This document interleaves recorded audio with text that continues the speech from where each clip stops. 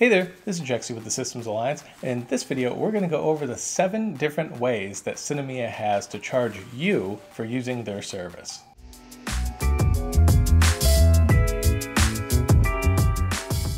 So initially, MoviePass competitor Sinemia emerged as a hero of the day to take on MoviePass since MoviePass was falling. They were changing their plan to something people didn't like. It was just a complete mess over at MoviePass, and people were looking for alternatives. AMC hadn't yet come out with their plan, but one plan that looked very similar was Sinemia. And taking a look at their plan, it was pretty similar. It was at a higher price point, which makes sense since MoviePass couldn't sustain theirs. But with Sinemia, you're like, okay, this is not so bad.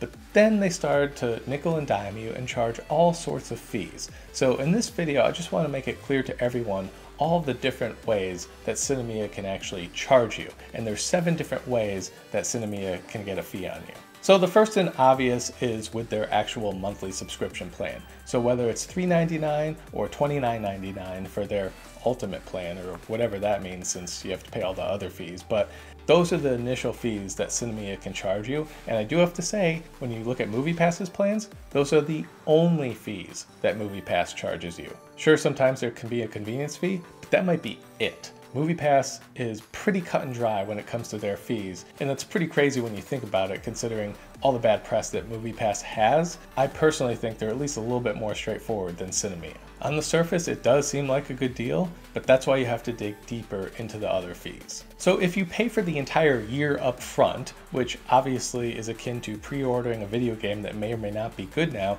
that's very dangerous. You might not get something good. So why would I pay for a year of Sinemia that may not turn out to be the same plan that I signed up for originally with different fees than I agreed to initially? Well, according to Sinemia, the reason why you might do that is to avoid their fee. And it's their member initiation fee, which is either $19.99 or $20, or $29.99 or $30, depending on the plan you get. So on top of the $4 or $30 a month plan or anything in between, if you want to be billed monthly just like you were with MoviePass, or just like you are with AMC, or whatever other plan that you're looking at, be prepared to drop an additional $20 to $30. So add that into the price of your ticket and monthly plan, because it's going to keep increasing. So once you get the Sinemia plan, you can't actually use it right away. That would be stupid, right? You have to wait about 1 to 2 weeks for that thing to get activated. Or you can just pay extra and get it done sooner. Now, this tells me that if you have the ability to pay extra to get it done sooner, something that you're already paying for, then they do have the ability to do all of the memberships at the same time immediately. And this is their accelerated cardless activation fee. So to me, this seems really stupid. The fact that you buy something and you don't get it for 2 weeks, not for any good reason, but just for the reason that they want to charge you $10 extra to be able to get it sooner. To me, that's just insane and really anti-consumer practices. And then again, this is why they have an F grade with the Better Business Bureau. And then of course there's the online booking fee, the convenience fee, which is usually about $1.50 per ticket. Now this can go more depending on what movie you see, but generally it's $1.50 a ticket. And obviously this fee is not a Sinemia fee, but the fact that they don't really give you a good way to get around it or a practical way, you're usually stuck paying that $1.50 fee. So add that on top of each movie ticket you buy as well. And now you have the processing fee, the $1.80 per ticket processing fee that caused a class action lawsuit to be filed against them. Yes. This fee is still around, and obviously it's terrible and they didn't have it before and they're instituting it now, so it's like a bait and switch, nickel and dime type of thing. But here's the worst part. Check out Sinemia's response to this fee. Sinemia said that the processing fee of up to $1.80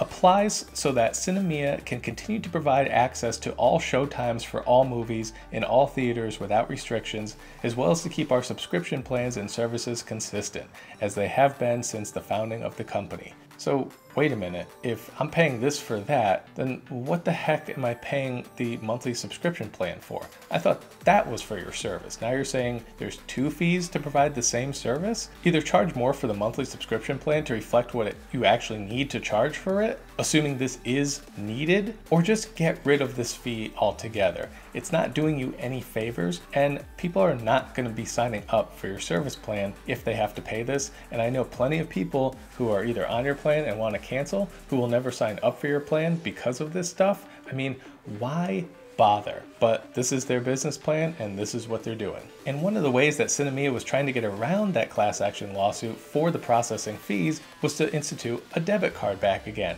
Now, when you first started out, it was just like MoviePass. You get a free card and you get to go see movies. That's just how it worked. So their solution to get around that so they don't get charged for bait and switch is a $15 debit card. So something that used to be free offered by Sinemia, something that is free offered by their competitors, is now a $15 extra charge from Sinemia. To me, this is an absolute joke, but there it is. So one of the things that a lot of people have complained about from both MoviePass and especially Sinemia is that their actual app that you use to purchase the tickets and get your showtimes and everything like that is really glitchy. I mean, really glitchy. The thing always goes down. You can't get your tickets, you can't get your seats, whatever it is, it's just not a really great app. But despite providing this really poor service via their app, they have the gall to go ahead and charge you another fee called a misuse fee, and the price of that is the price of the movie ticket. So once again, you're getting killed here. Now, what exactly is the misuse fee? What does that actually mean? Well, even though in reality it's whenever the app glitches out and people can't do what they need to do, here's what Sinemia says. If users do not check in 30 minutes before or after their showtime, the full ticket price may be charged to the customer's payment method. Sinemia provides a warning the first time a customer does not check in, and Sinemia does not charge a fee for the first misuse. Well, great. So when your app doesn't work, I end up paying the full price of the ticket? If that's the case, why do I even have Sinemia? If you pay them money to get a service that then doesn't work, it ends up charging you money for the service that it was supposed to provide to you.